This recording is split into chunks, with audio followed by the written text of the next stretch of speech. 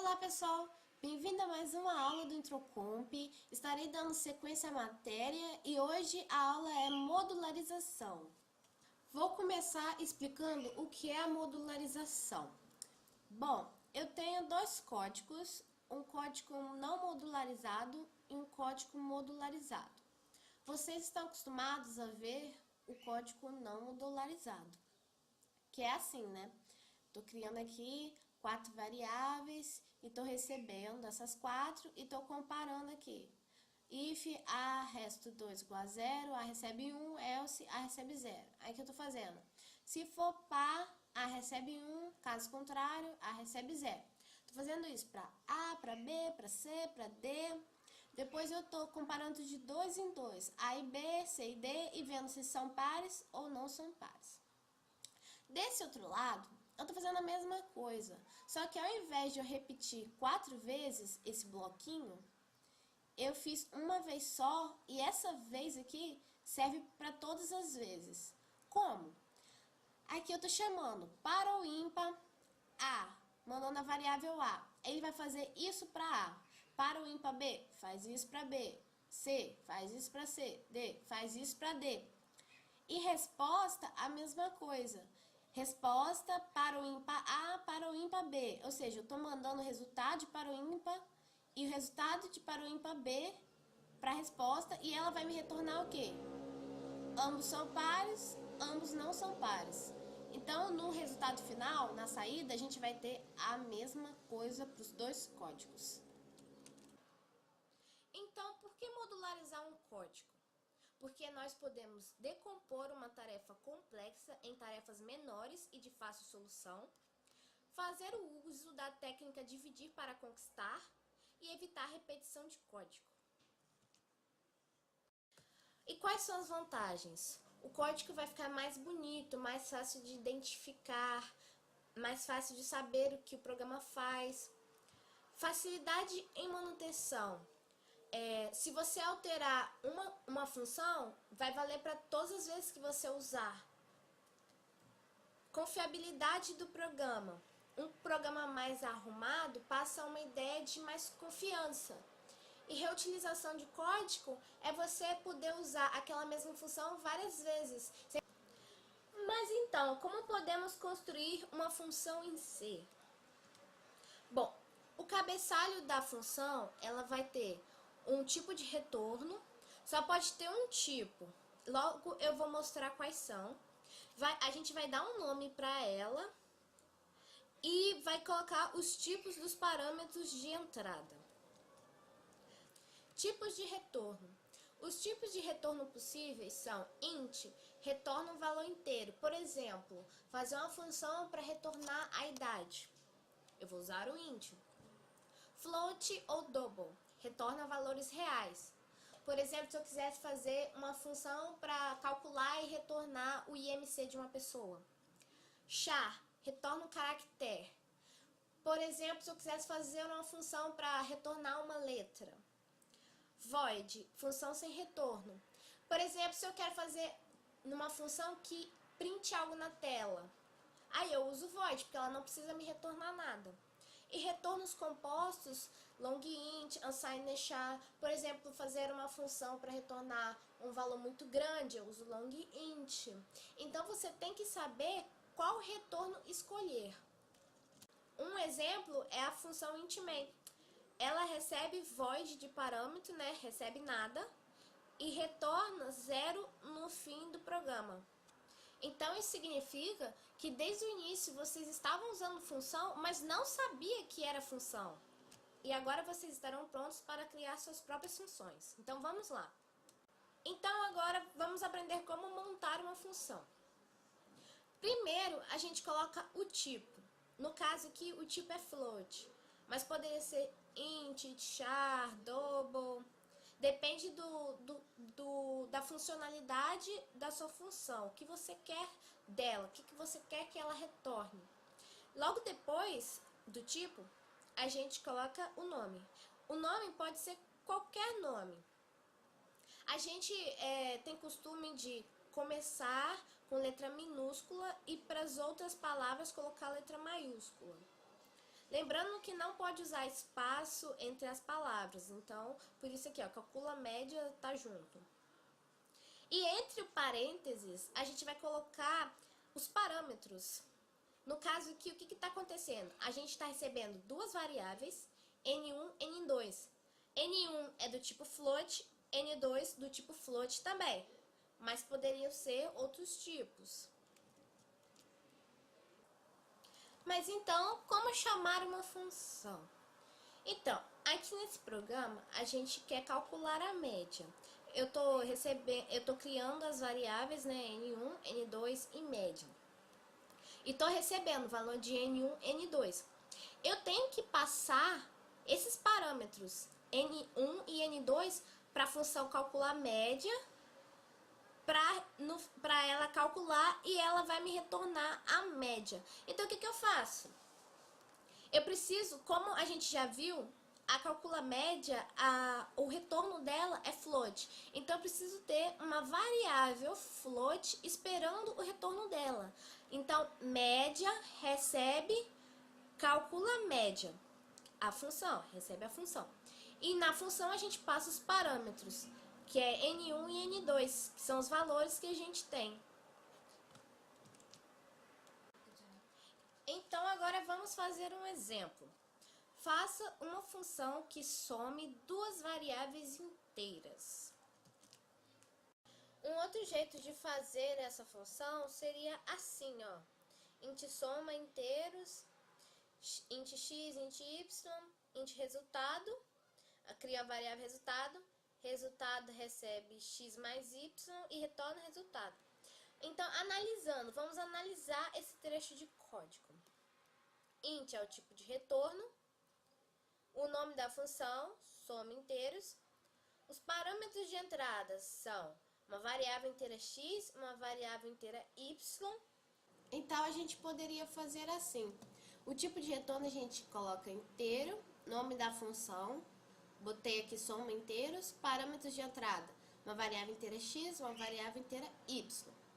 Aí, o que a gente está fazendo? Uma variável resultado, que recebe a soma de x mais y e retorna o resultado. As chaves determinam o início e o fim da função, e o corpo da função é o bloco que está entre as chaves. Vamos para o segundo exemplo. Faça uma função que imprima um intervalo fechado x, y. Então, como a gente quer fazer uma função que imprima o intervalo, ela não vai ter retorno. Então, vamos lá.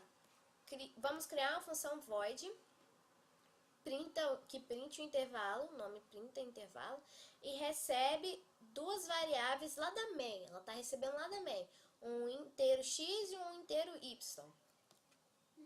Para a gente imprimir os números nesse intervalo, a gente precisa usar um for.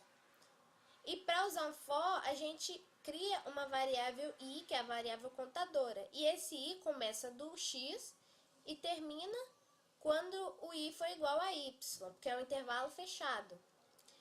E durante essa interação, que vai fazer, por exemplo, x2, y4, ele vai fazer 2, 3, 4, e ele vai imprimir aqui.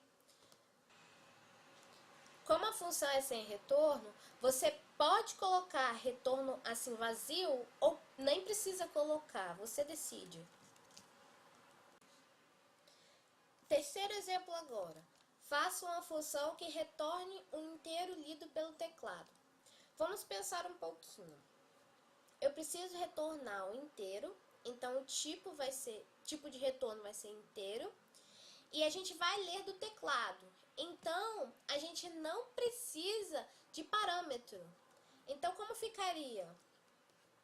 O tipo de retorno inteiro, o nome retorna lido, e os parênteses aqui, o parâmetro vazio, porque a gente vai ler do teclado na função. Então, a gente declara uma variável inteira, a igual a 0, recebe do teclado pelo scanf a variável a e retorna o a. Essa função vai sair daqui e vai retornar o valor a lá para main. Vamos falar agora um pouco sobre variáveis. As variáveis a gente já conhece, mas elas podem se dividir em variáveis globais ou variáveis locais. As variáveis globais são aquelas que são escritas no cabeçalho do programa, fora da função main, e elas servem para todo o código. Todo código consegue usar a variável global. Já a variável local, ela é escrita dentro de uma função. A função void main, int main, é uma função. B, aqui no caso, só serve entre as chaves. Fora dela, B não existe. Então, resumindo, as diferenças entre variável global e variável local. Variável global pode ser vista por todas as funções, não acaba quando uma função termina. Variável local só pode ser vista por uma função e acaba quando a função termina. Vou mostrar uma observação. Eu tenho aqui a função main, e eu estou criando uma variável x e recebendo 5 nela, então x vale 5. Se eu mandar esse x para muda valor e alterar o valor de x, o valor de x na main se altera? Vamos testar. Muda valor x. Printf x. Vamos ver. Não. Continuou 5. Por que isso acontece? Isso acontece porque quando eu mandei o x para muda valor, ele criou uma cópia de x. Então, eu não estou alterando o x, mas sim uma cópia que só funciona aqui. Tanto é que eu poderia colocar outro nome, não necessariamente x. E o programa continuaria funcionando. 5. Se eu quero mudar o valor de x na função, o que eu tenho que fazer? Eu tenho que retornar esse valor. Return x e fazer x receber o retorno de muda valor. Então, agora, eu vou ter x valendo 25. Então, para fechar o conteúdo de variáveis, a gente tem dois exemplos aqui. A gente tem a função main. A gente criou uma variável, valor 2, valor, recebe valor mais 2, print valor. Esse valor é uma variável local, então aqui está correto. Aqui está errado, por quê? Porque em nenhum momento eu declarei valor. Então, quem é valor? A função add não conhece. Por isso, isso aqui está errado. E a variável local valor não pode ser utilizada nesta função. Agora vamos entrar no conteúdo mais difícil de funções. Função recursiva. O objetivo. Uma função recursiva é uma função que chama ela própria. Então, ela fica se chamando. Esse tipo de função requer um critério de parada. Como ela toda hora fica se chamando, ela precisa de um critério de parada para que ela possa interromper e sair. Possui grande semelhança com as estruturas de repetição. Muitas vezes, elas são usadas como substitutas de um for, substitutas de um while.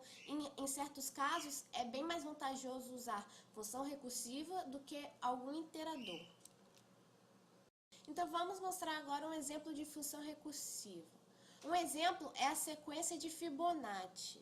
A própria definição da sequência de Fibonacci pode ser tomada como base para implementar um algoritmo recursivo, que gera os termos da sequência como mostrados a seguir. Fibonacci de n. 0 se n igual a 0, 1 se n igual a 1, f de n-1 mais f de n-2. Em outros casos, aqui ela fica se chamando Fibonacci de n-1 mais Fibonacci de n-2. O que é isso aqui? Isso aqui é a parada, é o critério de parada que a gente vai usar para encerrar a função, para sair da função. Então, vamos agora ver o código da sequência de Fibonacci. Bom, eu criei a variável n e a variável i, recebo o n e mando, faço um contador de 1 até n e envio esse 1 para o Fibonacci. Ele vai fazer Fibonacci 1, Fibonacci 2, Fibonacci 3, Fibonacci 4, Fibonacci n. E aí vai para cá. Se o número for 0, retorna 0. Se o número for 1, retorna 1.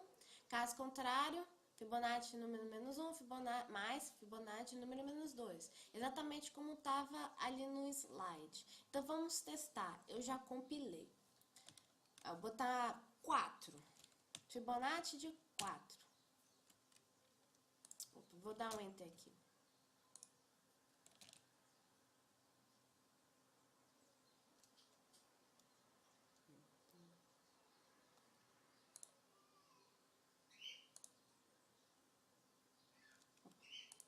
Vamos lá. Beleza. Para i igual a 1, Fibonacci é 1. Para i igual a 2, Fibonacci é 1. E 3. Agora, o que acontece? Vamos ver. Quando eu mando 1 aqui, Fibonacci de 1. Aqui vai receber, número vai ser 1. If número igual a 0? Não. Número igual a 1? Sim. Retorna 1. Aí vem pra cá e printa 1. Então, beleza, certo. 2. Fibonacci de 2. Vem pra cá, 2. Número igual a 0? Não. Número igual a 1? Não. Então, Fibonacci de 2 menos 1, 1, mais Fibonacci de 0. Quanto é Fibonacci de 1? 1. Quanto é Fibonacci de 0? 0. 1 mais 0, 1. Então, Fibonacci é 1. Agora, para 3. Fibonacci de 3. Número vale 3. Número igual a 0? Não. Número igual a 1? Não. Fibonacci de 3 menos 1. Fibonacci de 3 menos 1, 2. Fibonacci de 2, quanto que a gente calcula aqui? 1. Mais Fibonacci de 1, que é 1. 1. 1 mais 1, 2. Fibonacci é 3. É 2. Opa. Então, para i igual a 3, Fibonacci é 2. Agora vamos para 4. I igual a 4. Fibonacci de 4. Número vale 4 agora. Número igual a 0? Não. Número igual a 1? Não. Então, Fibonacci de 3 é 2, né, que a gente já calculou, mais Fibonacci de 2, que é 1. 2 mais 1, 3. E por aí vai. É assim que funciona a sequência de Fibonacci. Então, essa foi mais uma aula do Introcomp. Espero que eu tenha conseguido mostrar para vocês como utilizar a modularização e para que ela funciona. Então, até a próxima. Muito obrigada!